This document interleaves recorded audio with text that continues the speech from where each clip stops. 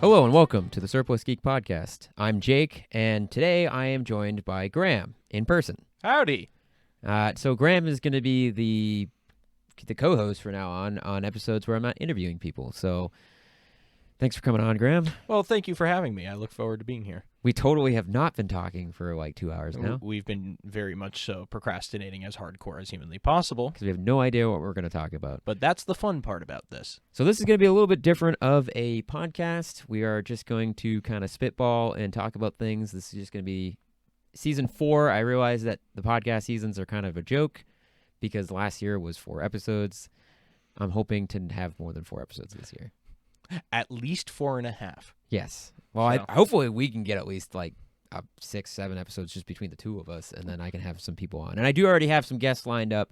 It's just a matter of recording and getting them on and, that whole jazz. Basically, I'm the easy way out. Yeah. Yeah. Exactly. Yeah. Exactly. I Yeah. take pride in that. So, sorry, I had to adjust you a little bit there. Looks delicious. Don't eat my mic. So before this turns into an ASMR podcast, sorry, I had to. We're leaving that in. I'm leaving that in. I'm not editing this. All right.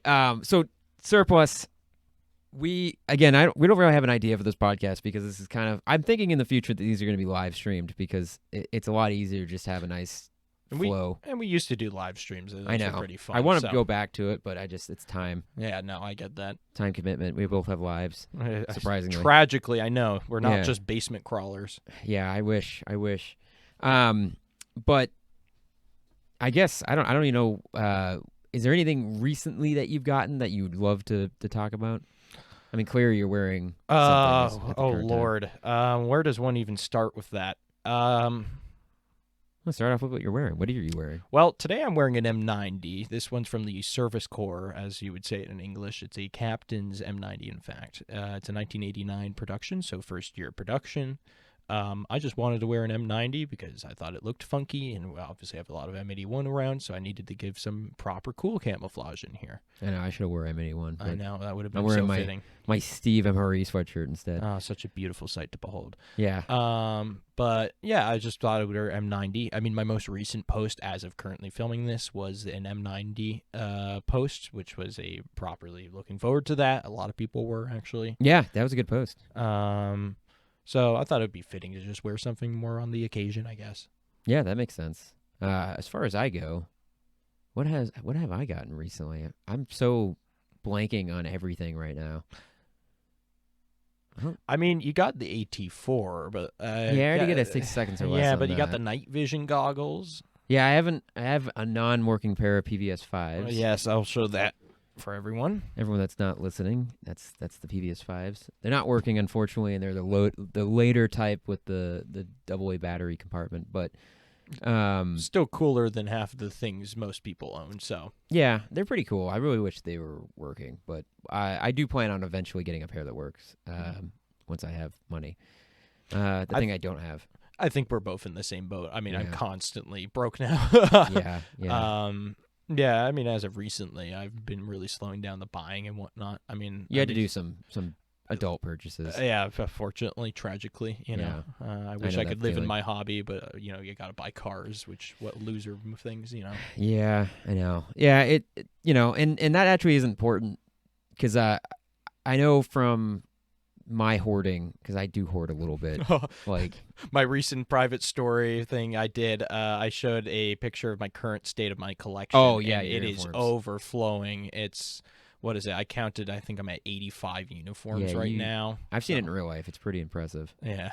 So But like that's a lesson to people that like. I mean, we're a little crazy, but like take it easy when you're collecting and stuff. Don't go like I bought in things that now I'm like, oh, I should not have bought in that, and now I don't know what to do with it. the thing is, right, when you're collecting a specialty, you very much so get carried away where you start looking at examples, right? And you'd be like, oh, well, this one, for my case, this M59 has a very unique production tag to it. There isn't much more to it. But if I buy that because it's cheap, that may be able to provide some insight to what I do, right? Yeah. And you just start ending up with, you got 5 M59s, 10 M59s, and then you later end up with 25 of them, which, sure, it's fun and all, but That's a lot. It can be very stressful. You got to store that. You got to take care of it. I mean, as of currently sitting in Jake's basement, there is a lot of M40s and whatnot around. So although it's absolutely okay, it can sometimes be very stressful, especially if you're a newer collector. Looking back and realizing, wow, I spent a lot of money on things I don't know if I really have a use for. Yeah. That's the problem I keep having, where like I have the M40s that are sitting over there and stuff, and they're all, they're not gonna be able to see them, unfortunately, but they're all purposeful. Like, one's an original M40, then there's an M42, then there's an M42A1. So like they exist for a reason. But I also have like 5 or 6 more M40s that have no. Yeah, they don't really. They're different manufacturers, but there's only a couple of manufacturers, so it's like you only need so much. It's when you start, especially us who we both do a lot of research-based information, and whatnot. I in particular do a lot regarding more niche things and whatnot, where there isn't any real things out there on them. You very quickly find yourself going down a winding road where everything just turns into, oh, I need this one, I need that one, I need this one, and you do end up with a box full of the same thing. And it's hard to sell those things sometimes because you're like, well, what if I do need that? What if this one does actually end up being interesting? Yeah, exactly, yeah. And I find that all the time. And to be fair, sometimes it comes in handy when, like, someone needs a photo of something and I happen to have examples of the thing that they need. And then I can, I'll do little information sheets that I do, It happens all the time. But, that being said, though, one big thing to note, though, is I'm sure you've dealt with it. You have so much stuff. Sure, you have an example of something, but either you're too lazy to dig it out, or you don't have it photographed or ready for reference. Or so can't find it. Or, you can't find it. So, in my case, right, I have an ungodly amount of Swedish Cold War uniforms, all for a variety of purposes. None of them are really the same in the exact aspect. They all have something unique in why I buy them. You very quickly start to realize, when is this going to ever be used? When is this going to be a reference, right? Because sure, I can talk about this manufacturer someday, as I plan to, and more in the future, but you don't really need to own that to do that. Yeah. When you become like researchers and collectors, you very quickly go down that route where everything kind of just turns into stuff. Which doesn't mean it's bad, but it also doesn't mean it's good either. It's taking up space. You gotta store it, and the thing is too is like you can get photos of something. Yeah. Or if you know someone that has it, you take photos of it. You don't necessarily need to own it, like you're saying. Yeah. Which is the mistake I made, where I was like, I gotta own everything because I gotta have it on hand and stuff. And now I'm like, ooh, I'm constantly in that mindset still. Yeah. I'm still in that mindset too. Yeah, exactly. We recognize there being an issue, but we still actively partake in the issue. That's why the PVS5's sitting here. I don't have a 6 seconds or less on it because I want the other variants of it. Because there's not a lot of photos of it, so it's like that I can use, and that's a whole separate thing. But I try not to use things that aren't copyrighted. Yeah. So like that limits my search parameters. I like the idea of being able to say you own something in the regards of, sure, there's something to be said about. That's very enjoyable, the idea of having a piece of history, right? But it's also in the aspect where if you own it, you therefore can use it as you need, right? Yes, exactly. You don't need to worry about returning it. You don't need to worry about loaning it, you know. And those things become very stressful. For example, I have a lot of friends who say, oh, I have this really incredible, piece of headwear, right? And you could I'll take pictures, you could post it or something. And although, yes, the ultimate point of what I do is purely educative from a hobby standpoint, the problem is you don't know where that item goes. You don't know, you don't really have control over how you can show that, talk about it. And plus, you quickly get into the position where what actually ended up happening with my M69 police combat armor, I did a post on. Oh, yeah. That belongs to Real Fake Guns. Mm-hmm. But I had the issue where a lot of people weren't reading the post and were assuming it was mine, and they were trying to buy it off me. Oh, yes. They would start talking about where did you get that and stuff. And you kind of get in that position where it's not mine to really talk about that stuff. I will say it's interesting how posting on Instagram, people assume everything you post is for sale. Yes, I deal with that all the time. I don't get it. Literally the other day, I had a guy come to me asking if I was selling one of my Danish M1906 pouches, which is the little leather pouches. Mm-hmm. He had done it before. I kind of just ignored him, but he did it again. He was like, "Are you selling? Are you selling? This is a rare item. Are you selling?" I told him numerous times, no, no, no, no, no. And yeah, I think a lot of people in the community in general, especially when you collect rare things, just assume you have a price tag. I get that to a point. Like, Yeah. no, that makes sense. I would agree with that. That like, yeah, like if there is certain things that do have price tags attached to them. Certain things that I wouldn't sell, like the Passgate prototype, I wouldn't sell. Yeah, that's off also the a signature part of you too. But like, I mean, unless someone like went nuts on it and it was totally worth $20 million. Yeah, like it was stupid money, sure, but I get that. That's actually a good point to bring up. Is that someone might be persuaded to sell, but I just find it interesting that like clearly both of our Instagrams are more educational focused. Yeah, and you get the like. I don't get it really anymore. I luckily I don't get it that often, but for a while there, I was getting the like DMs being like, "Are you selling this?" it's not common for me, but I do deal with it. Yeah. Happens a lot with my M90 stuff. Funny enough, because obviously I'm in the United States, right? Yeah. And M90 is really, really popular in the United States amongst Miltech enthusiasts. And, people just like wearing it. Yeah, a lot of people who just like camouflage patterns. I mean, it's a funky looking camouflage, and I understand from an outsider perspective, anyone who likes camo might like it. Yeah, it sticks out. So you do get a lot of people who are like, "Hey, do you have original M90? Can I buy it?" Blah blah blah blah. And it can be difficult at times, I guess, to get that because you're like, I never once specified I'm selling, so you have the assumption I'm selling, which it doesn't hurt to ask, but at the same time, it's also weird. It can be a little rude, I think. Yeah, and it's also when they don't take no. Yes, that's true as well. And almost always, they never take no for an answer. You're like, no, I'm good. I'm not selling it. If I was selling it, it would say for sale. Yeah, because there's a lot of Instagrammers out there that I follow that sell stuff, and that's their primary focus, and it says on it for sale. Yeah, it's usually the opening text is for sale, $475 or something. I love the other assumption people have where they'll just instantly be like, "That's so rare, that's so rare, that's so rare. Why do you have that? Why do you have that?" Or "That's unusual." And they're like, I know, I'm not really like, it starts to get excessive sometimes. People will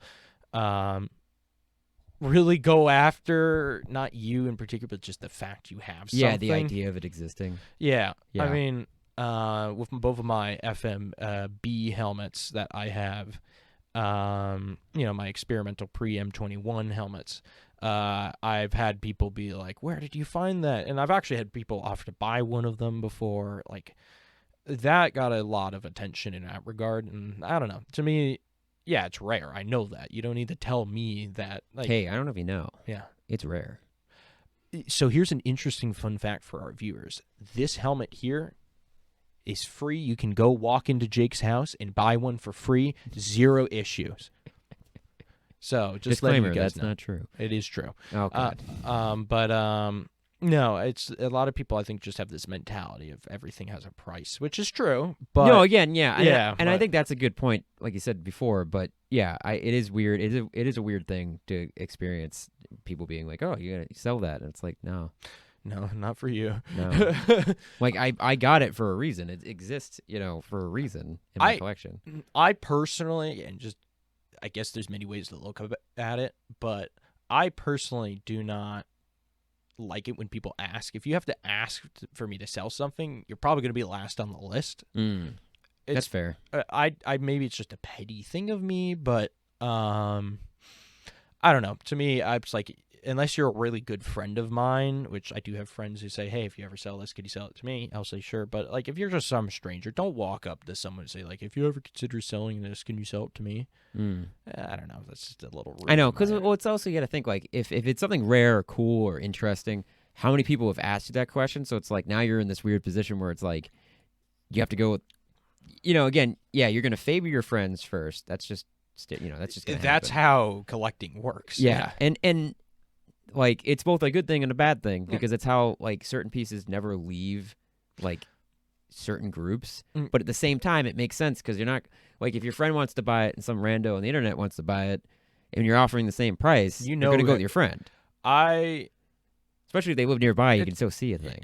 Exactly. So have access to it. I have a, one of my more controversial ways I see it, at least, is I like to have, quote unquote, control over who knows and like whatnot, not knows, but who has an item, right? Yeah. For example, the idea of a stranger having something just incredibly rare with a developmental history value to it. They might be like you might see it on a video saying this is it where I shoot at it with 9mm. That you have I've actually seen that happen. And you do also get people who just want it because it's cool. And there's no shame in that, but it gets very frustrating because there are people who want to do research or want to have it because they collect these things, right? And although there's absolutely no shame in that regard, it does take away from people who might need it more. Well, and I agree with you in that when it comes to if you sell it to a stranger, and we see it all the time. Something cool pops up. Yeah. Someone buys it. You never see it again. A lot of the time, unfortunately, that is with the Swedish military, which it's a more niche community. Well, it's like that M90 that I should have the helmet I should have bought. Yeah. That never showed up ever again. Yeah, like that's gone. That was the first pattern too. That was that was a very the cool first liner. And it had the cover like an original spec. If I had the cover. money, I so wish I would have bought that. You could have did a post on it. Would have been great. A rare moment. I would have also reposted an item, but no, it's absolutely, you deal with it a lot, where you get like a really phenomenally amazing example of something and someone buys it and it's just never seen again. Well, and there's no shame in not sharing your collection. Yeah. But it kind of sucks for the collective. Well, it also sucks. A good example of this is everyone knows the lightweight rucksack, right? Yes. Yeah. First, like real nylon thing to be used by the U.S. military or the U.S. Army. There exists the T-59-2, I think it is. It's on eBay actually right now. It's for $2,000 roughly. Yeah. And it still hasn't sold because that's a lot of money.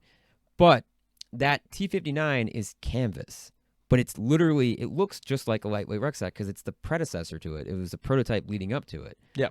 I didn't know, a lot of people don't know that existed because there's a couple of them in existence. I've seen a couple of them now. But like no one's talked about it. No one's shown it off. It's not on an Instagram account. So not that everything has gone to Instagram, but there's no way to know it exists. So this assumption has been made that the T-62, which was the prototype for the lightweight, is the beginning of it. Yeah. And that because it probably sat in someone's basement or their man cave or whatever you want to call it, like it's a bridge that we don't have. And again, back to the ultimate point, there's no shame in someone buying something, not sharing it. There's no shame in someone we don't know buying something. Like this whole room is full of things that I haven't got a chance to show off because it's too much for one person. My to show collection off all at once. is as well, yeah. Right?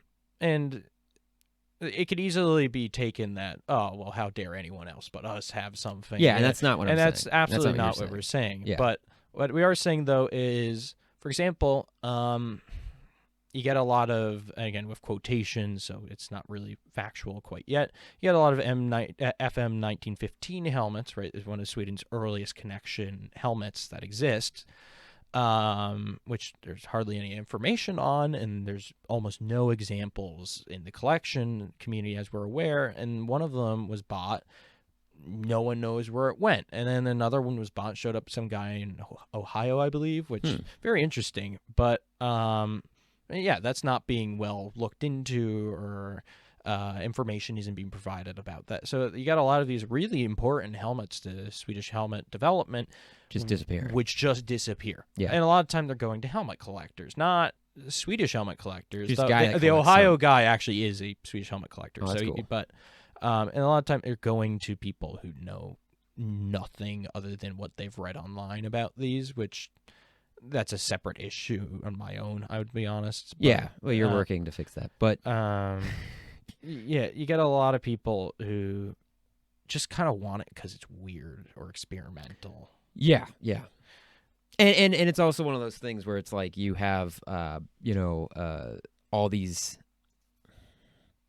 You have a collection of helmets, and you kind of want to have all the pieces. Which there's no shame in. But which is great. Yeah, you're collecting to collect, and that's awesome. But when it's, Yeah, and then when it sits in a basement and never gets And shown. that's absolutely the case a lot with Swedish military, which, although is a talked about subject, is usually very limited to within Sweden, and even then there's very few people who do like developmental research and whatnot.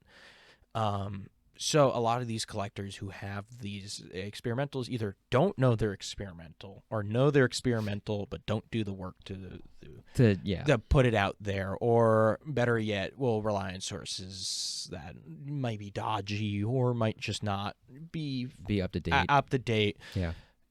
Which can get very frustrating from the extent of, you do get collectors too who do want those examples, and they'll reach out in Facebook groups and no one responds. Yep. And Even if it's just to get like photos, just to know. well, we have the situation where my friend who's a tailor and my other friend who's a shoemaker, they're both, one's Danish, one's Swedish.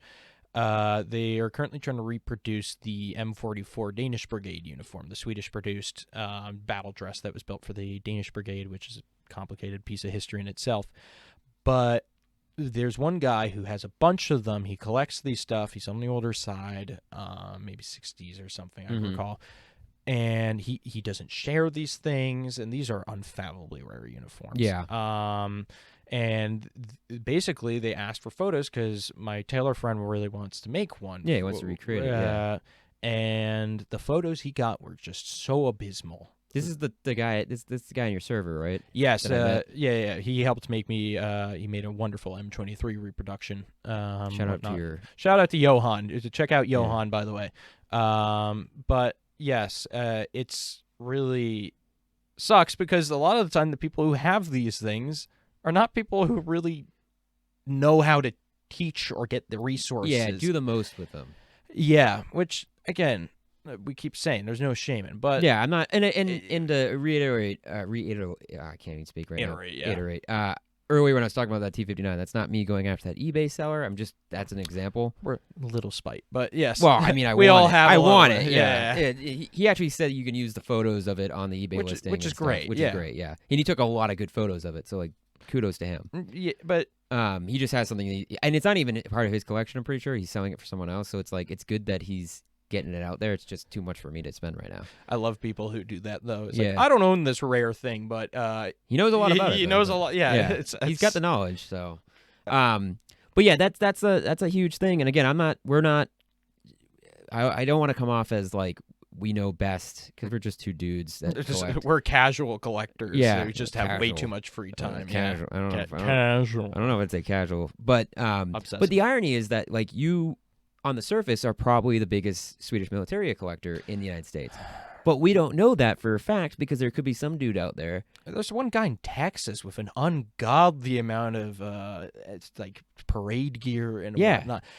No one knows anything about him. Only reason why I know about him is some guy just told me he exists and showed me photos of his collection, and it was godly. Because like for me, I'm never gonna be the biggest collector because there's someone like Dragon Man that exists. Oh dear God! I know. But for all his faults, he has a massive collection. He has some very impressive examples as well, especially vehicles. I've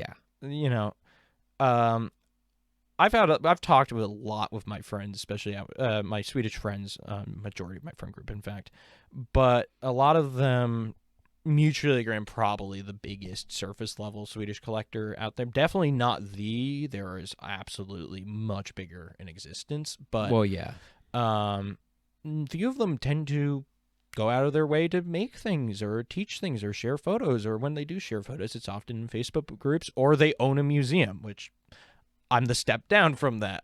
Collectors are. We're not like comparing a collector to a museum is just unbearable. Yeah. So, it could be frustrating in that regard too, where you want someone to share something because it's so cool.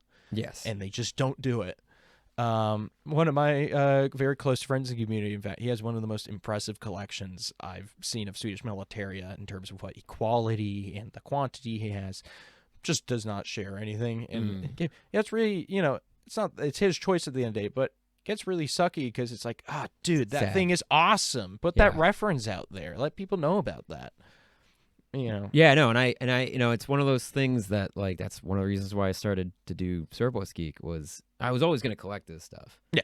I always had an interest in it. Always wanted to, and when I started to get really serious about it, like almost 7 years ago now, when I really like, You got on. yeah, I board. started spending way too much money.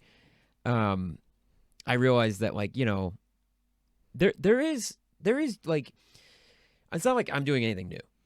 No, there's been collectors before, and they will be sure as hell after. Yeah, us. and people do YouTube videos and they do Instagram and all that. They do all this content creation and stuff. I just wanted to bring my own pizzazz to it, my own style. I wanted to be a space where it's just about getting the education out there without being too easy gatekeepy and non-lazy. Yeah, That's the and way I to saw go. so much gatekeeping. Oh my God, so much of that in the And I U.S. was like, community. Yeah, and I was like, I don't like if somebody asks me for something, unless it's something that like I'm literally gonna put a video out tomorrow and I'm trying to focus on it, I'll pretty much give anyone anything that they need. You need a picture of a manual, fine, I'll get you a scan or I totally understand that mentality. Like, I have I have an ungodly amount of documents to sort yeah, you got through. some good manuals. And I've me and my friend CN, which shout out to him as well. He's a great help on my content, my research ambitions and whatnot. He helps me pull documents from the National Archives on developmental things like the webbing and the uniforms, whatnot. I'm sitting on, I think it's like 5 entire binders worth of scans of like priceless developmental documents, which I haven't put out there because one, I just you're still figuring it out. I'm still figuring it out. I'm sorting through it. But two, if someone came to me asking about one of those documents, we paid the money to get them pulled, sure, but they're anyone's documents. Mhm. It belongs to whoever wants it. That's what I hate about seeing in your community, the U.S. community, is people will have this incredibly juicy document, and it doesn't belong to the community. It belongs to them. Yeah, that is a problem. Or like it would you be didn't- something that you could find Googling like 10 years ago, but because the website that hosted is gone. Yes. And it wasn't, even if the thing is, even if it was Wayback Machine, it was archived, right? It's not always You would guaranteed. have to know that the website existed to find the website on a Wayback Machine. Yes, absolutely. So you can't just be like, go Google it. If it doesn't exist anymore, I don't know what the website, and this has come up a lot with certain things, and I'm like, because like I know how to find the technical documents and stuff, and if like anyone needs a technical document, I'll be like, this is where you go to look. But it's DTIC, it's DTIC is what you There's want. a few places, Yeah. but yeah. But that's for the U.S. for all their technical reports for the most part will be there. But and there's some good books and some other things in like. But if you don't know that like this because the old first gen collectors, the older generation that have either moved on or passed, they had old school websites on this stuff. And some of it wasn't great information, but some of it was amazing information, or had stuff that you or wouldn't it'd know. have photos of things you're like, holy Don't moly, exist anymore. yeah. That was the only access to that photo. Well, if you don't know that guy existed and that he was doing that research, you can't go on the Wayback Machine and Google on the Wayback Machine the same way you Google on just normal Google. Here's the thing about Wayback Machine. For those who aren't aware, it's a website which basically you could basically travel back in time on the internet to defunct sites or older versions of sites. Yeah, anything that got archived. Highly suggest for any internet-based researchers. So Yeah. just saying. But yeah, a lot of the time you'll get websites people know about and they just won't tell you, Yep. and they'll be like the best references ever. Or better yet, in Sweden's case, there's one amazing website which has all basically the storage tag identification and stuff. The government just straight up classified the website. And you can't go on Wayback Machine to go see it either. So unfortunately, the people who only people have access to it are people who screenshotted the thing back in when you could. 2020 or Yeah. whatnot before they did that. So it becomes very difficult where a lot of people just want to keep this information. Yeah, to themselves, and I get it to a point. Like if you're actively researching or you're writing a book or you're doing something, I get it to a point. And I'm not like criticizing anyone directly. I'm not either. It gets annoying to me when it's like, and it goes both ways. I'll say it goes both ways. There's a level of Or and when I say younger collector, I don't mean they have to be young, just someone new to collecting. Mentality-wise. Yeah, and, where it's like they need to know something and they will go and ask a bajillion questions about something. And it's fine to ask questions, but sometimes it's also like you should Google first and then ask your question. It's especially relevant for what I do. Yeah. I get a bajillion questions in an average month from a variety of places. What is Sweden? What is Sweden? It's a fake place. Yeah, But the land, it's IKEA. you get a bunch of people asking stuff, right? Yeah. I'm one of the few English resources out there regarding this stuff, other than, there's a website out there that's pretty good and whatnot, but you aren't going to really get much good information, and a lot of people will rely on hunting down people or Googling whatnot, and my name will stumble up. Again, a lot of people find me in different ways, and they'll ask questions, but the frustrating part on my part is it's always the same question, and it's a question either my account's already answered or it's a question you can go out of your way to find. Yeah. And there's no such thing as a stupid question, but there is such thing as an excessive question. Yeah. Well, and again, it's you need getting too reliant on other people doing the research for you. I hate that. It's so much. I get it to a point because, like, a good example is Alice Gear and Web Gear in general. There's some good books written on it from the people who run, or one of them's passed since, but they ran the U.S. Military Forum and all that, and they did some really good research and put it in a book. Yeah. And it's like the Web Gear of the United States Web Gear or American Web Gear from like 1910 to 1967, and then 1967 to 1991, I think, is the two books. But anyways,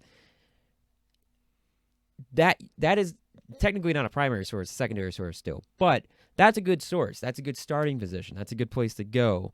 And then there's technical reports going into the development and stuff. But and I don't expect everyone to know everything. Yes. But I do expect a little bit of, I see it a lot where it's like the same question being asked over and over again. And it gets tiring. And very it's not just tiring. It's also the fact that sometimes I'll see it and it will be like the answer is, it's right there. Yes. And then someone like not too long later it'll be on Discord and it'll be like not long later someone will ask the same question. Yes, I've dealt with that. Just read 6 lines up. It's there you go. My Lord, it's a common thing with Swedish military stuff, especially the basics, the beginning stuff, right? M39 and M59, right? Yep. Sure, there isn't a lot of readily available information in English, at least, on this stuff. Even in Swedish, it could be really hit or miss to try and find the information. Mm-hmm. But you get the same question a lot, and it's a lot of time research you could do very quickly as long as you have the resource. For example, someone asked me how to set up an M39 kit. I find it very frustrating sometimes having to explain the entire thing. The entire kit, yeah. Where, my friend Samuel made a really good little handbook to help with that, which if anyone wants help setting up a kit, he made one, so just DM me. But now you're gonna be flooded. Yeah, I know. It's having to kind of explain, okay, well, here's what you need for the pants, and here's what you need for the leg wraps and the boots and the tunic and you start going down that list, the same list as always. Yeah. And I discovered a lot of that stuff myself. That's not everything, and there absolutely were people who helped me, but I always think if you just start giving people this information, they're never going to really learn. Yeah, they don't become self-dependent. They aren't going to think critically of the information they're being provided. Case in point, a lot of people take things either I say or other people say as 100% gospel. Like, that is the information that I need to listen to. A obvious common sense factor is no one's 100% right all the time. Even the people who think they are. Yeah, and that's a really good point. I that's 100% true. Not everything I put out is 100% true. If I do something that's weird and it seems out of place, I could be wrong. Yeah. It could be I'm basing it off of an image I saw. It could be anything. And on top of that, I think a lot of people take what's in manuals as gospel. And I've said this a million times to people, not a million times, but I've said it a lot. U.S. Army manuals, they're good information. Do not take them for gospel. They get stuff wrong. There's one thing about the Swedish military you learn very quickly about how things work. regulation and handbook is never truly accurately depicting the reality of what you're actually dealing with. Yeah, what the soldier's doing. It's ultimately comes down to, well, soldiers are people. They Yeah. don't always like rules. And Yep. sometimes, especially in the Swedish military, which was conscription-based, they don't want to be there. Yeah. So a lot of times people take it upon themselves, and obviously you can read something. For example, a lot of people when setting up an M39 kit will say, well, this handbook said this. Well, the reality is you see a lot of soldiers They doing just didn't this. do that. Yeah. Or especially with the M39, which is a common question I often get. You get a lot of people being like, well, could this work for early war? They'll say, here's my 1940 impression. Sure, the handbooks might have an M39 in it, but the reality was it wasn't well issued at all to anyone until this date, usually around 1942 to 1943 is when you really start being them out. So even direct sources aren't always gospel. Collectors cannot always be gospel. Websites can't always be gospel. So that might leave someone with the remaining question. Who do they trust? Who do they... Gotta use your common sense. No one. You use yourself. Yep. That's why it's important to not, spoon feed someone. Well, the most important thing is you find images, you find video, find something that gives you an idea of what was going on in that time. A significant amount of my beginnings research begins with me finding images and media of things being done. Yep. Anything after that essentially comes down to what documents, whatever, that backs up I what can you're find, doing. right? Yep. Images and videos, media of any sort, will almost never lie to you about what's going on. Now, it's when I say almost, I mean it's very easy to. You always need context behind an image. Yes. People will see an image and say, "Well, that's an M10 in use in the 1960s. Why is that?" Well, the real context behind it was a guy goofing off with his friends. You never really know the context behind why a photo might be like that. Somebody might be using, for example, I don't know, you get a photo of an American soldier wearing a Stahl helmet in World War II, right? Or Vietnam. Vietnam. There's that one that goes around, yeah. What's the context to that image? Yeah. You could easily interpret it as, well, everyone, this happened to many soldiers, or everyone did this, or this was a thing. Reality could just be some guy screwing around with his buds trying to take a picture. And it's actually quite common in militaries. Yes. That's, in fact, as one of my friends says, in terms of reenactment, but I also think it applies to collecting, go with what you know, not the... what you don't know, essentially, right?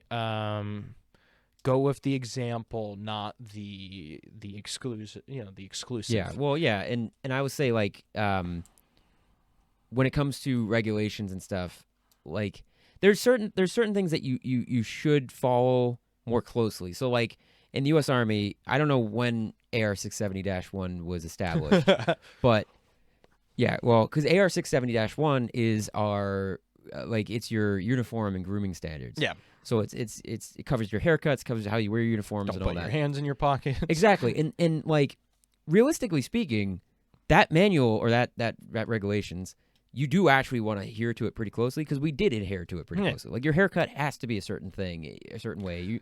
You wear your uniform a certain way, you blouse your boots a certain way. And of course there's exceptions to not exceptions. There's changes to that. Like if you're in hot weather, or if you're in combat, you're gonna probably grow out your beard a little bit. That's just how it works. Actually, well, so that's the thing in the U.S. military. You almost always shave. Yeah. Even in combat, at least in modern contexts. World War II, you did have like scruffiness. Obviously, if you're in combat. Obviously, if you're in combat for a couple of days. It's different. It's different. But like the minute you go back to the line, you probably, you look at, again, there's enough video of Afghanistan and Iraq. You can see what the guys look like. You know, they're all pretty much clean shaven. And to be fair, I'll say this. Having hair, not a good thing when you're wearing a helmet all day long.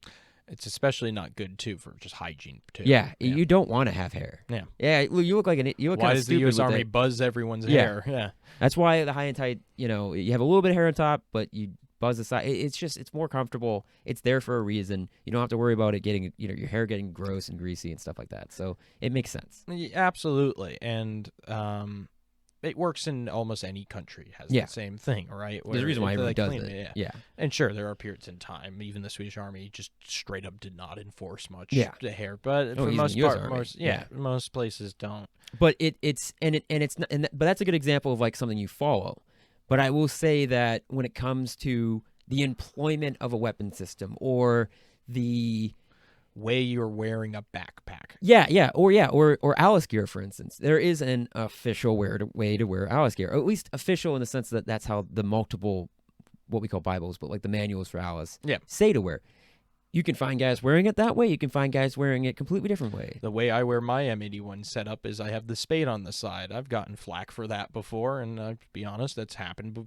People did that, and people didn't do that. It's an e-tool, sir. An e-tool. Forgive me. But to be fair, there is a difference. But it's funny though, is that never mind. Anyways, I was gonna go on a tangent there. We don't need to go on that tangent. But that's a good example. The e-tool being on your belt is actually in the manual. Yes. You got one canteen on one side and then the e-tool on the other side, and then generally speaking, no butt pack, because when they adopted Alice, they said we don't need butt packs.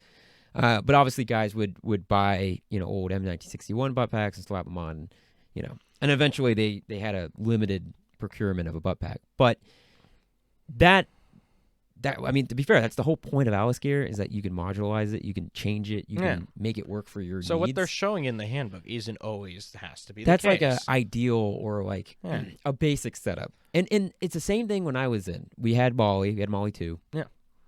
And we had a flick, or what we call the flick, the front load carrier. I think I know what you're referring to. I don't know if I don't know what flick stands for. Anyways. It's a terrible name. Yeah. Well, that's why we call it flick, because it's just put your flick on, grab your gear. Yeah. Battle rattle, whatever you want to call it. And on your flick, you have Molly. So there's I don't know if there's actually a written down way to set up your flick, because technically speaking, you can have it so it's front clipped, so you take it off like this, or you can have it clip in the back. Yeah. So you can pull it off over yourself. And most guys had it. Most of us had it in the back. It was just easier that way, especially if you put body armor on. The Swedish Army actually has something similar even now. So yeah, but you could have your like some guys didn't put canteen. A lot of guys didn't carry canteens when I was in, because we had camelbacks. Yeah. And the canteen is just a big thing on your side. Now I always had at least one canteen, because there's always a use for a canteen. If I wanted to drink like the lemonade packets that came in the MREs, you have to have a canteen. You can't put it in your camelback. It's just to make camelback nasty. But I always had the second canteen pouch, which doubles as a general purpose pouch, on my right side, and that's where I'd put my night vision. Which makes sense, actually. Yeah. So that was something that because the bag it came with, the night vision bag that came with it didn't attach to anything. It was like a green bag with a little cookie. So on you it. might as well just shove it in something. So I shoved that in my ruck, and then I would dummy cord my night vision off my my flick, and then I know people who do numerous different things in the militaries that help them. You see a lot of people in the Swedish military even now wear a lot of older equipment that they feel is useful, or they'll attach things, etc. Because ultimately, the whole point of a uniform, even if regulation begs something differs, to ultimately provide your soldier with a certain level of comfort, as well as some form of uniformity and function. Yeah, and function. Yeah. Those are the three things that are very important when you're making a uniform in a regulation. So ultimately, sometimes regulations go out the window because it gets the job done to just do what you feel the need is. Yeah. As long as you're adhering by some level of standards. You can't just walk into the military wearing a bright pink bunny suit. You have to adhere. So as long as you're doing a little bit of that, that's usually how most militaries work anyway, is follow what you can, but make do with what you have. Yeah, and get the job done is the most important part. Accomplish that mission, and you can go home. look good and do do That's well, if you look good, no one's gonna bother you. That's always the U.S. Army mindset right there. Yeah. Look good, don't get bothered. It's very apparent, at least in the Swedish military community, if we want to go back to something like M59, right? In the early 80s, you see a lot of people using the Stritzell webbing, the M59 webbing, as collectors call it. It's not called that, just so you know. That's a completely different conversation. Yeah, How collector naming versus actual oh my naming. God, we have to have a podcast about that. I could talk for Be another years episode. about Yeah, that. yeah. But a lot of conscripts, veterans who even talk about it, as well as just in photos you see a lot, would have intentionally taken off the suspenders from the webbing. You know what it looks like. It's like Yeah. the two big breast pouches and the belt. They would take off the suspenders and just put the pouches on their waist, essentially hanging off their belt on their waist, right? So essentially they're free moving, and the only thing they have to worry about is their waist belt, right? Which Yep, their that makes weapon. sense. That was a very popular thing by the early 80s and whatnot, which is actually part of the inspiration for the later 304K system, which we all know how much we you all love. know and hate. Hey, you love that system. It's your favorite thing. Ugh. But you know, a lot of people when doing kits or when setting up collections don't take note of the details, the finer details, like why is that guy not wearing his suspenders on his thing? Yes. Or why is that gas mask bag the most atrociously hanging thing I've ever seen in my entire life? Dear God. So you know, context is key, but as much as paying attention to the details. I tend to be very detail oriented, which is why a lot of my friends tend to ask me questions regarding things, because I do take note of what button someone has up here on an M59. If their button's up here, I know that's a post-trials pre-production example. Yep. Most people aren't going to do that, but Yeah. those details make a kit, make a collection, most of all, help you learn. I can't always just tell someone that, though. Back to our ultimate point. You have to show them. And unfortunately... That's why you're starting a YouTube channel. No, sadly not. I'll get you eventually on that. Maybe. And back to our ultimate point we started with, right, where people shouldn't just be spoon-fed information. You can't always just tell someone that. Yeah. Those details are not always something you can just tell someone. I like the breadcrumb where you kind of weave the breadcrumbs for people to go out there and figure it out. I would do that very often on my post where I'll say, well, this is what the FM version, the experimental version of the M90 looked like. It was olive green, and then they added camo on it.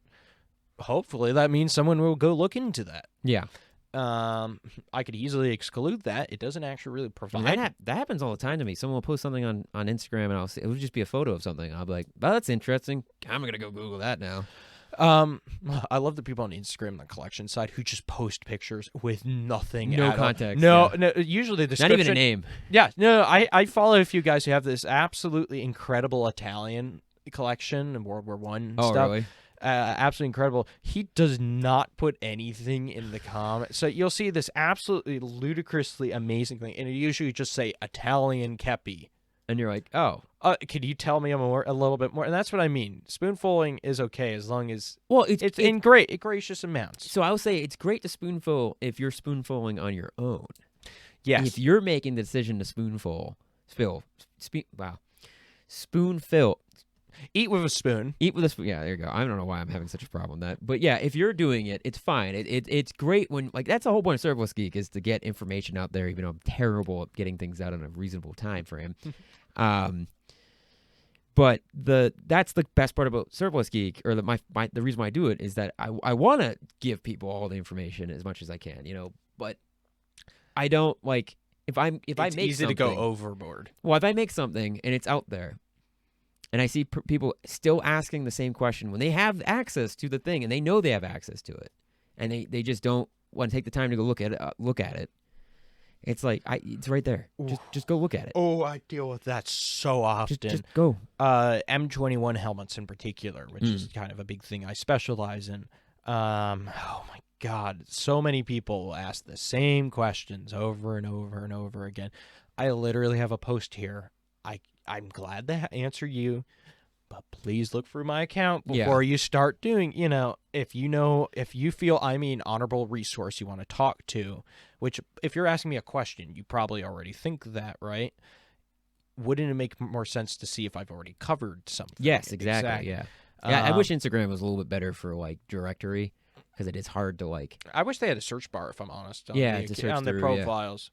Yeah, that would be nice. That's I mean, good. I good hate having suggestion. to scroll through things and whatnot. Let's just go to any Instagram account. Like, say you want to see pictures your mom took in, like, I don't know, 2019 or something. Yeah, you gotta go find it. But besides the point, we can rant about Instagram, whatever. Yeah, really. It's yeah. I see a lot of my posts are strongly informational based, and I don't intentionally create them to be as bare minimum. I very much so blabber and tend to put excessive amount of information in them, mostly because I know I'm a larger resource than most people, and a lot of the information I talk about tends to be harder to find. Yeah, of course. So I do have to admittedly put myself in the position where I have to put as much information as possible in a short amount of space. But at the same time, I also could very easily just keep going. I mean, the M90, I could go on about the trials. I could go on about the bajillion different variants of the tunic they had. This is why you need a YouTube. If you want to see Graham do a YouTube, comment down below. It's one of those things where you could easily just keep going and going, and no one's gonna read it, or Oh, some people will. usually people tend to avoid that stuff. Yeah. Maybe they will, but Well, even that's what I'm saying. You do YouTube, you can do that. You can do like a 10, 15-minute video on something, maybe an hour. The other reason Could turn into See an Arsenal, and you start doing like hour and a half, 2 hour long my videos. Lord. About... Start doing deep dive documentaries. Yeah, The dark history of the Swedish M39 uniform. exactly. But I mean, people probably would watch that. but back to the initial point though. You could keep going on the information, etc. One, you're more prone to making mistakes in that regard. That's true. Yes. The more information you put on a post, the more you have to edit later when you learn you're wrong. Yeah. But, Or you made a slight mistake, and I it tend to changes be everything. as close as possible to accurate as humanly I Yeah. can be. I beat myself up if I said the wrong thing, because Yep, I know, same. especially with what I do, a lot of the time the people who do read my posts are people who don't have other resources to look through or don't know where to look. Yeah. So you could. So I Yeah. could just potentially become the exact thing I hate so much, the Yep. misinformation spreader, right? Yeah. But at the same time, alongside that, I also don't like doing that excessive information because it just gets boring to some people. Yeah. And I understand not everyone who follows me, not everyone who wants to learn or is a collector wants to read it. know everything. Yeah. Wants to read a novel. I understand that because Yeah. I have a tendency, and everyone who's talked to me would know this, to just keep going about information. No. I could whatnot. I could. I know what you're talking about. I mean, you've met me. I do the exact same thing. Yeah, I know. Let's talk about the toe. For an yeah, I hour. know. For before we started filming, he just kept going on about the toe. I already watched your 60 seconds or less. That You already was- told. You just told me what I watched. That was so hard. That was so hard to actually make that because I wanted to put so much more information in there. And that's the other thing I'm gonna add too. I always want to do more information. I just can't for the reasons I said. Yeah. You got to be conservative, and you got to be Yeah. well trimmed and groomed with what you're writing. Like, Oh, the full toe episode, it's already like partially written. It's going to be like 30 minutes. you could probably make a 4-hour long video Yeah. talking about the toe. I have it starts before the toe. I go into a bunch of things and I've considered doing some sort of video Also- formats. go watch that video. It didn't do that good. Yes, go watch his toe video. I might even re-upload it on my account, even though it has nothing to do with It did so bad. Yeah, I don't know why. It was so Yeah, good. just timing maybe. I don't know. You know the thing is though is when I dropped it and it released, I was like, that could have been better. The entire time I'm like, I could have did this better. I could have did that better. It just, even though I was happy with the script and I was happy when I was making it, and I was like, this has actually come out pretty good. Afterwards, I was like, man, it doesn't feel like I did the toe justice. Oh no, I didn't do enough. Yeah. I deal with that with my posts all the time, where I'll be ready to post. I'm like, oh no, I could have added this here, or there's this stitch that would have been interesting to some. You know. Well, and the thing is, I know it's just some random, ATGM. It's not, to most people, it's just the toe. Even when I was in the military, not to go on the toe too much, but even when I was in the military, our battalion didn't know how to use it as a battalion asset. They didn't respect the toe. They were like, well, we're going to get javelins in the field. all hail the toe. Well, and they're different capabilities. And the javelin's a great weapon system, too. Not that I have any personal experience with it, but it is, from my understanding, a great weapon system. It's the most popular weapon The system toe right now. also has a lot of capabilities that stand out. Well, for one, you can use different munitions, right? You got a bunker buster. You're Yeah. going to take out a bunker, toe. You're talking to me like you're selling me a toe. I'm selling you a toe. Okay, sell me a toe. But it does seem like people don't appreciate that the toe is the first ATGM that America personally made that worked. Yes. Because like we have the Dart, and there's a bunch of other ones in the 50s. The Dart was hilarious. It looks. Wasn't that the one that would also just fly out of nowhere? Well, and I slam have it. down? It's in the 6 seconds or less. That first clip, and it's like this weird big rocket with like 4 fins on it. Space age. Yeah, and it looks like something out of the 50s, and it's from the 50s. But like that was super. Like it worked well, and it did its job. There's a reason why it's still around, and it's going to be around probably for another like decade or so. B-52 logic right there. Yeah, well, and it works, and it's an effective system, and it really demonstrated that like an in-house project could be made, or not in-house. It was contract to a couple of different companies, but like Hughes Aircraft did a good job, and it's one of those things though. It's funny though because at the same time the toe is being made, Congress is like, why? We have the Shillelagh, which sucked really bad. Didn't work half the time. When you'd fire it from a Sheridan, I'm pretty sure it's the Sheridan, that it would unalign the sights. You had to rebore sight afterwards, so it would mess up the sights. There's a reason why they didn't need them because tank threat in Vietnam wasn't that bad, but there's a reason why they didn't bring Shillelaghs to Vietnam. Yeah. Why would you? They don't need any real. But it was because there was there was issues with, I forget, it was something to do with electronics and something. But anyways, the Shillelagh existed. The Dragon was being developed at the same time as the toe, and the Dragon and the Shillelagh. The Dragon also kind of garbage. I've heard mixed things personally. It really wasn't that good. Yeah. It was okay in terms of capability. It was the fact that, again, it was another system that the sights. I'm pretty sure the Dragon had this issue too. The sights would kind of get veered off when you fired it. Yeah. It would disrupt the sights. And could be wrong on that. You can fact check me actually. I'll pin the comment. Let me do that right now. Oh, no, yeah. But the Shillelagh almost canceled the toe. There's a whole thing on that where Congress was like, we don't need this. It's a waste of money. And it's funny because the Shillelagh was basically never used in combat. The first time it even saw true combat was Desert Storm, which is like 20 years, 30 years after being developed. Or like 25 years. But it just shows that like you have two projects that were being developed alongside it. The toe is still around. Yes. So it really shows the effectiveness of the toe. Here's why I think now you have to buy a toe. Yeah. You're making me buy everything US now, aren't you? Oh, if I could buy an M220 launcher, an M151 launcher, that'd be amazing. You're the ATF knocking on your door. It doesn't have to work. I just want one that I can show off, and even though it's not the one I used. I would like it to work, but it doesn't need to. I'd love to get an ITAS, but I'm never getting my hands on it. That's the current issue. But that's sensitive information. Here's why people don't like those things, though. It's new still. Yeah. If it's still in use, it's modern. That's true. Yeah. Yeah, but people love the Javelin. Yeah, but and that's even newer. Yes, but in all fairness, that's like people don't talk about the F-15 Strike Eagle as much as the F-22 now. And the F-22 is nice. And the F-15 Strike Eagle was one of the most advanced fighter jets in the entire planet at its time. So you know what I mean? It's because it comes still flying. It comes old news, right? Yeah. Well, it's the same thing with the why A-10. would I pick the toe when I could pick the clearly cooler Javelin? Yeah, that's works true. better, does everything. It comes that point where I think a lot of people, especially in the history collecting community, just do not like things that are new.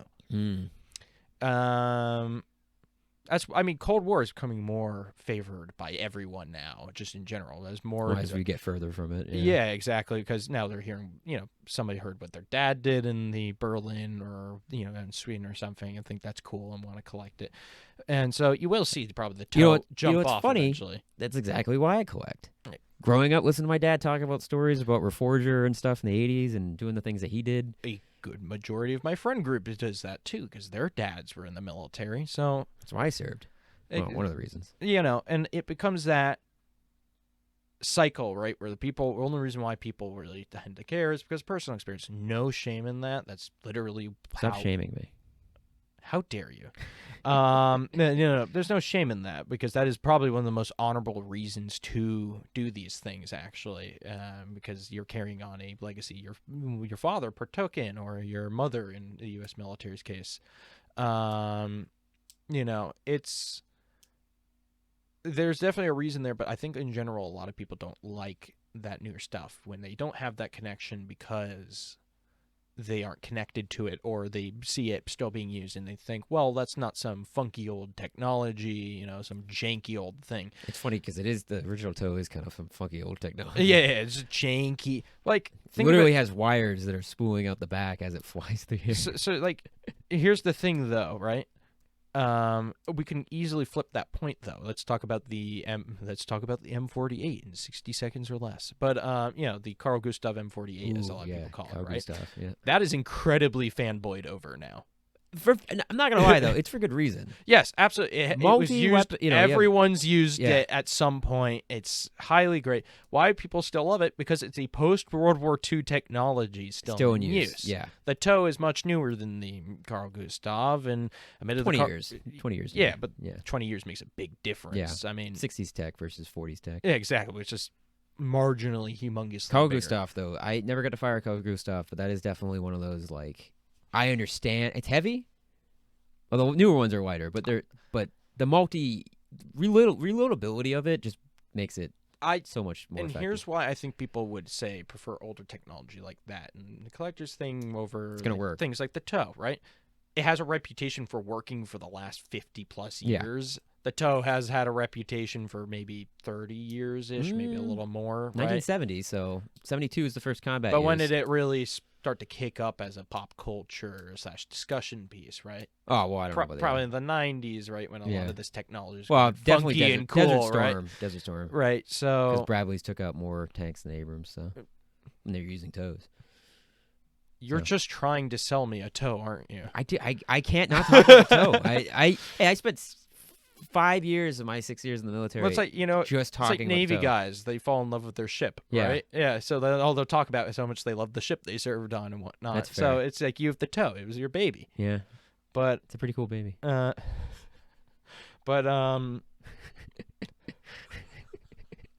Yeah, I know. Yeah, don't forget, in that 60 seconds or less, there's 2 videos of me shooting off. Yes. Which I think is fun. I think that's very cool. I mean, in that beautiful 2014 era grain, Oh, that was because that was on someone's cell phone. Yeah. And they were in the other hump because there was 2 Humvees lined up. Oh, so it's shaking. Yeah. And it's, oh, my Lord. Yeah, shout out to my friend Alex for getting that footage. I should have shouted him out in the thing, but that's from Alex.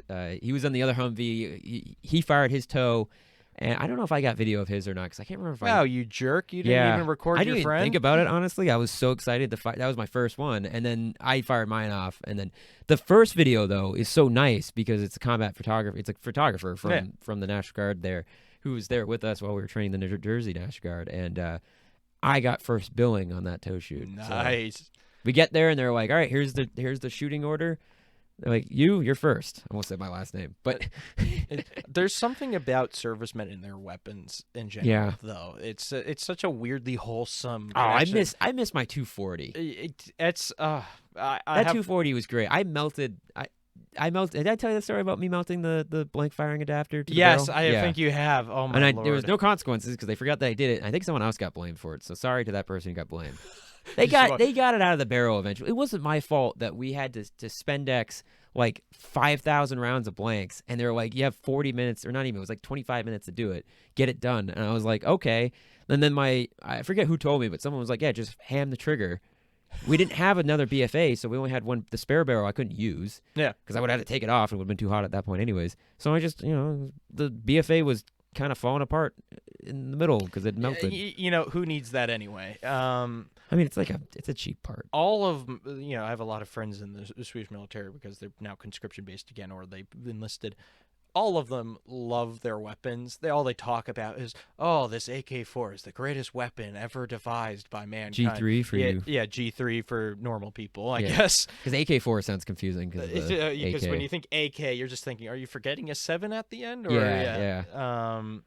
No, those just go on and on and whatnot. What about has any of them used the AK-5 or? I have a few friends who are in the main. The only real people using the AK-4 is like main is the home guard. Yeah, like they're the users, which for because I always liked the idea of the FNC, which is the AK-5. Yeah, and I always wanted to fire an FNC, but From what I've heard from some of my friends who have fired AK-5s or are service, currently in the service Yeah. with them, they like it, but it lacks something. Yeah, yeah. I Well, think it's the same thought a lot of people had with the M16 In the originally. beginning, Yeah, it works. You'll use it. You don't love it. Yeah, it is weird when you think about people that like the guys would cling to their M14s and stuff, but now the M14 is considered to be not good. No, my Which in realistic terms, it really isn't. It's archaic by the 60s. Well, you guys shot down the FAL, which one of the most excellent battle rifles you could have had at the time. We don't talk about the T-48. Yeah, but that's the thing. That's the funny part about it is they shoot down the FAL. They shoot down the T-48 to go with the T-44. I think is what became the M14. And then immediately within like 6 years, we're like, oh, getting rid of the M14, go with the M16. So it worked out in the M16's favor. I guess that's what happens when you line people's pockets in government. It's weird to think about, though, if we had the FAL, because in Vietnam, we would have been, with the Australian forces, would have been both using FALs, and it would have been... I could already picture in Vietnam, the American soldier and the Australian soldier laughing and trading each other's guns. And yeah, because they both had FALs, yeah. The guy comes home from Vietnam, he has an Australian FAL, and the armory's like, what the hell, dude? The real question is, would the U.S. Army have done what the British did, had single, semi-auto only, or would the U.S. Army would have had full auto? So the SLR was a very popular option because, let's be honest, at the time, not everyone wanted full auto. With that full-size cartridge, yeah. And M14 is a good example of that. They had full auto at first, and then they were like, this is literally why would we need that? But I'm wondering if the Army would have did the same thing with the FAL.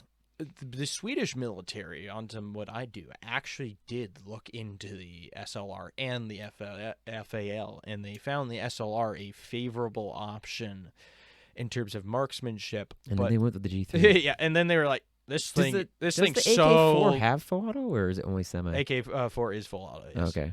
There's just a G3. Yeah. It's a G3 with black furniture, and I'm gonna piss off some of the guys who's serving with it right now, but that is what it is, and no one can tell me otherwise. But and a different bayonet. Forgive me. But, they got their own forgive custom me. The bayonet, bayonets, which never were really issued out to anyone either. That's one thing I will say. They got to bring back bayonets, not for bayoneting, Why? Not for bayoneting, because when they gave out bayonets back in the day, everyone had a knife. Yeah. So especially the M9. Yeah, I guess. The M9 is kind of crap as a bayonet. It's big, it's heavy, it's ugly. It's really like a buck knife. But as a knife, useful. Yes. Yeah, I could go out and buy my own knife, but like if the Army is going to give me a knife, yes, I'd rather use. Well, in Sweden's case, actually, you bring up a good point. I guess the scabbard on an M9 has a wire cutter on it. The majority of the early Cold War, after the AK-4 was adopted, even when the M45, etc., was in use, the majority of soldiers were still being issued M96 Mauser bayonets. Essentially, the at that point was actually like previous, 80 years old by that point. Yeah, the previous century.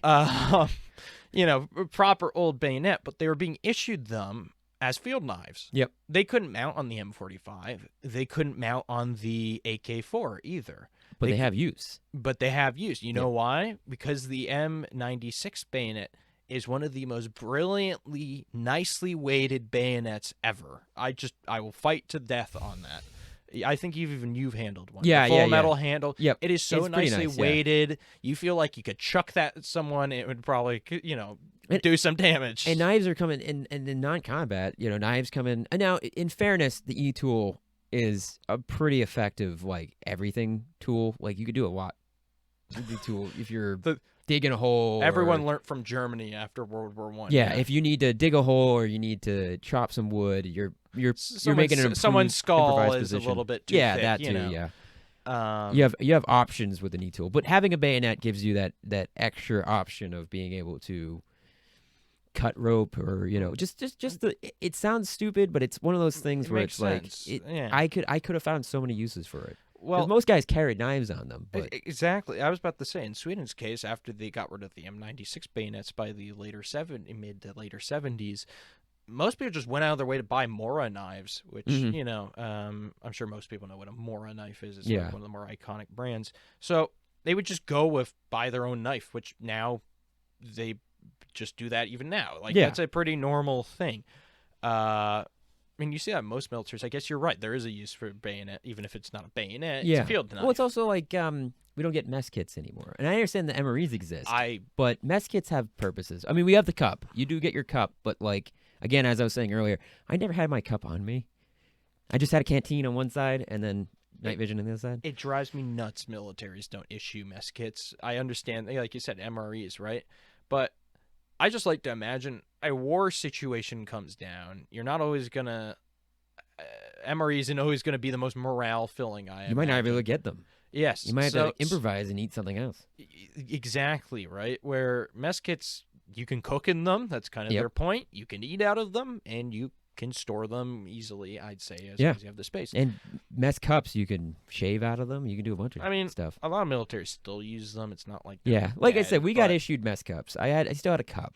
I have a friend in the Swedish military. Obviously, they don't really do mess kits as much anymore, but he also he got a mess kit at one exercise he did and whatnot. Mm-hmm. So it's not like it doesn't happen. I mean, even the U.S. military probably still does it too to some extent. But I don't know. I don't know if there is a official. I don't know if they.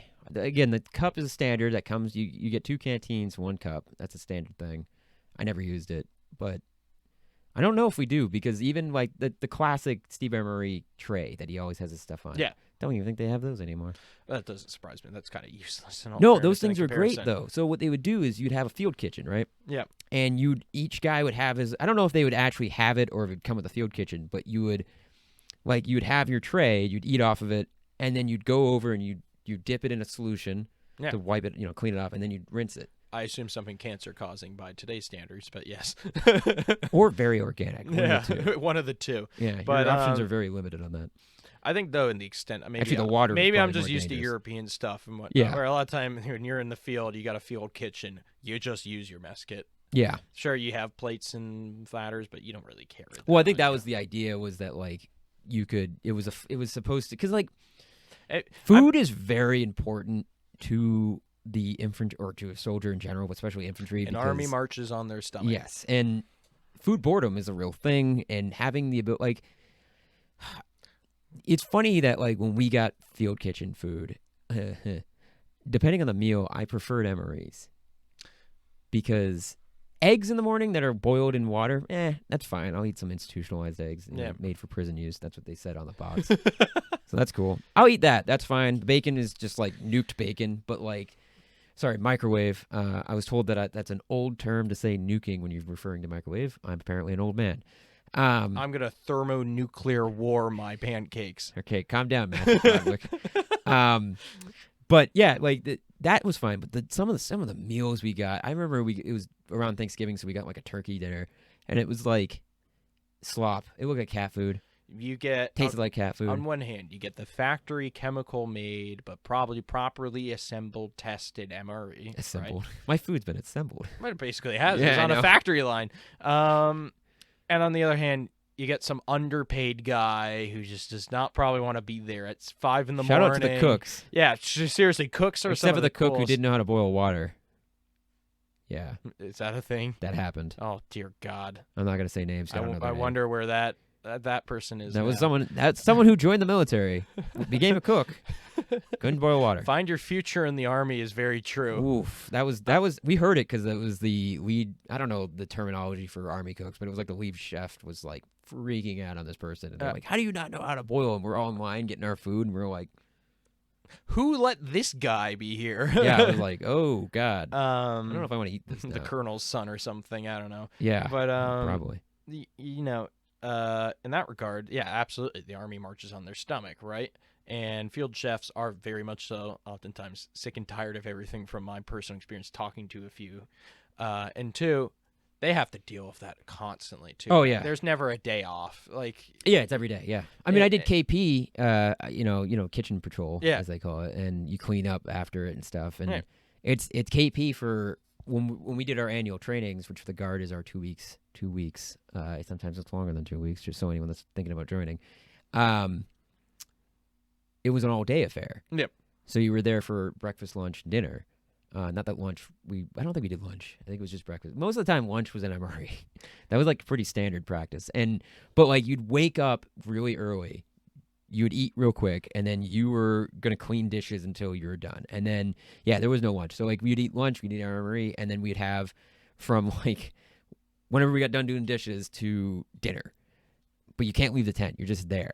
So I'm just stuck in this tent for a day because in the field there's not like in a mess hall. Your morale takes a hit, I imagine. Your phone only stays charged for so long, because you did have your phone, but like it's not a mess hall where you can mop the floors and there's things to do and there's bathrooms and you have access with some. It's a tent baking in the sun Yeah.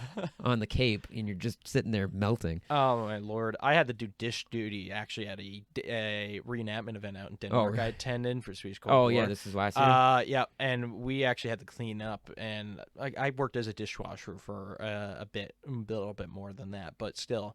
So it came natural. It came natural. Oh my god, though, it was so miserable because what you're being given, and sure, I get it. It's by that point, it's about 40-year-old technology. You get a hand crank pump. You get some bowls. You have to put some soapy liquid in. These are literally bowls. And your sink is built out of twigs and sticks. And this is according to the handbook for this is what you would have had to have done. I'll take my KP experience. Janky, terrible, and your morale just even at a reenactment, it just takes a hit. You're like, why did I join? Yeah, wait a minute. It's like you're not even in the military, and you feel imagine having to do that all day and that in the sun and that. No choice. So. Very quickly, you start to realize, well, the real guys who have to do this because they have no choice really to do it. Sorry, sons of guns, those are. Yeah, it's funny. It's funny to think about. Yeah, I've always thought field cooks and stuff are so fascinating. I have this weirdly morbid. I have an entire album full of just field cooks and field kits and kitchens and stuff. Wow. Consider it a autistic obsession. I call it fascinating, but it's one of those things where. That's a part of the military no one talks about is the guys who basically are the guys who prevent everyone from wanting to kill their officers or. Oh yeah, like we had I don't know what their MOS would have been, but there's a mobile shower unit. Yeah. And like they'd show up and it's this big tent and it's the showers don't show up, someone's gonna get mad. It was, and I will say it was the worst showering experience in my life because it was like 90, 98 degrees outside, high humidity. Yeah. This is down in I think we were in Virginia at that time. And you take a shower, and then the minute you get out of the shower, it was hot water. Yeah. You didn't really have a choice either. It was just kind of like the water pressure was just what it was. Yeah. You get out of the shower, you're already sweating again. Yep. So I was like, I took a shower for nothing. That's not the shower's fault. At least you felt clean for a microsecond. Yeah, for a microsecond. Then you walk outside, and you're like, oh, God, I feel gross again. Yeah, there's something to be said about those morale things, though. Yeah. They're the real reason why the military functions. It was raining for like a week when we were down there for 3 weeks, and it was raining for like a week straight. So we were getting chow, and like we had to put pallets down. Yep. Because it was just so muddy and stuff. So we're all just standing there on pallets, like waiting to get our like. I remember when I was at basic, I dropped my toast in dirt, and I was just like, dust that toast off. Yeah, and you bite it. Yeah. Yeah, I was like, I was a little gritty, but like I want my toast. Getting the World War I experience where your morale's so low, you're just gonna eat like, the dead rat. I want the toast. I was starving at basic, so I was like, I want all the food I can get, and guys would be like, I want this. I'm like, I'll take it. Well, there's the famous saying that the worst thing you can do in the Navy is give your sailors bread. Oh, yeah. Because, if you keep giving them bread, they're just going to get angry because you're basically half-assing what... you're not giving them a full meal. Yeah, that's fair. Yeah. So I think that's what I really love about modern MREs, at least. So much variety, and I imagine from the position of a soldier, that feels amazing to have. At first it does, and then you get really sick of them. Oh, I imagine as much. But especially, I will say... It's better than nothing. It's the problem with MREs is it's how they do the different menus, and they try to like you say there's variety, but sometimes the variety is a bad thing because you'll get like a mix of things and you're like, the sides in this kind of suck. Steve MRE out there for anyone who wants to learn more about MREs. Well, I think everyone that's watching us already knows about Steve. But we just have I hope so. We just gotta say, I mean, again, I'm wearing his face, Lord and Savior. But he does very much a deep dive into the U.S. Army MREs, and in fact, he does Finnish, Swedish stuff too. And he talks about the variety is great, but sometimes the products are not so good in them because you got to make more with less. I gotta say, talking to friends in the Swedish military and whatnot, they either love the MREs or they hate That's them usually more the than way. life itself. Yeah. You know, or because a lot of times civilian contractors are the ones they're going to, right? Where they're going to a hiking company or a camping company for the MREs and whatnot. The food you're getting is bare minimum usually. Yeah.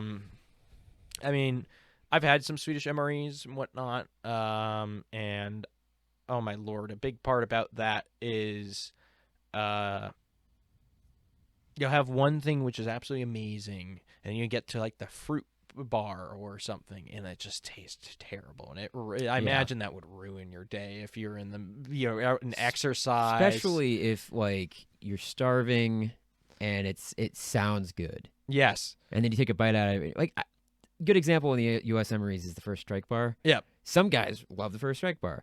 And I'm not really a big fan of the First Strike. Some of them are okay, but like there's a couple different flavors, but like they're kind of chewy and weird and like. There's a lemon bar in Swedish MREs. Oh, I hated so much when I tried it. That's fun. Yeah, you're right. Especially if you're like, yes, I'm gonna eat this. I'm gonna try this. I'm gonna be that. I'm not gonna be starving anymore. And then you have it, and you're like, I can't have this. This is terrible. Yeah. It feels really bad in my stomach. I'd rather have subpar food than the exciting food that ends up being. Well, you gotta make sure you eat your MRE cheese because the MRE cheese is magic. It will heal you. I want to try MRE jalapeno cheese. Oh, yeah, I gotta get you some. I probably have some somewhere. All right, get 20-year-old stuff. So I think we're gonna wrap this up because we've been going for like an hour plus. We're crazy. I think. I don't know because I started recording before we started, so I don't know how, but we're at an hour and a half right now of the recording total, so it's probably like an hour plus. Yeah, I would imagine. So I think that's good for a first episode of season 4. I had to think about that for a second. Just in case you guys are wondering, we kind of had no idea what we were actually going to talk about. We're winging it. We're kind of winging it, so hopefully this is good. Yeah, we hope you entertained by this. I'm hoping that the plan, if I didn't already say it, because I can't remember if I did or not, because it was like over an hour ago now, is that Graham will be here for every episode that's not an interview with someone, and hopefully it will be me and Graham, and then an interview with me and Graham, and then so forth and so on. So if you hate me, too bad. So you have to skip every other episode. But if you like Graham, then you'll get more Graham. Yeah, it's like a 2000s like reality television shows. Like, vote down below with this phone number. Comment down below if you think Graham should have a YouTube channel. I know that people from the Discord server, they're going to be like on that, and that's going to be great for me because algorithm. Good looks for views. That's the only reason why you have views and comments. Oh, this is gonna be great. Like it if you think Grant. Let's go get the niche collector as the the money maker. Exactly. I'm sure that will do well. I'm just shaking you for all your views. Because your podcast did really good the first time I had you on. I'm surprised it's now 2 years ago. What? It was March of 2022. I've known you for 2 years? Yep. Tragic. Yeah. Isn't that crazy? And I've already converted you to American Collector. It was near impossible you did that, but you somehow did it. I did it. I showed you the ways. This is the way. With that, thanks, Graham, for coming on. Like I said, hopefully we can keep doing these, and I think we're gonna wrap it up. Thanks for watching. I hope you guys like this, and like I said, comment down below if you want to see, like, if you have an idea for a topic. Like, we clearly need help figuring out topics because we blanked on it today. I'll say it. We want to do an interview of me soon because no one. I've talked about myself in bits and pieces, but we don't really know who I am. So we'll probably do that eventually. Absolutely, I think that makes a lot of sense. So with that, you want to say goodbye, and then I'll say goodbye. So long, farewell, and thanks for all the fish. And I don't know what that was about, but thanks for watching.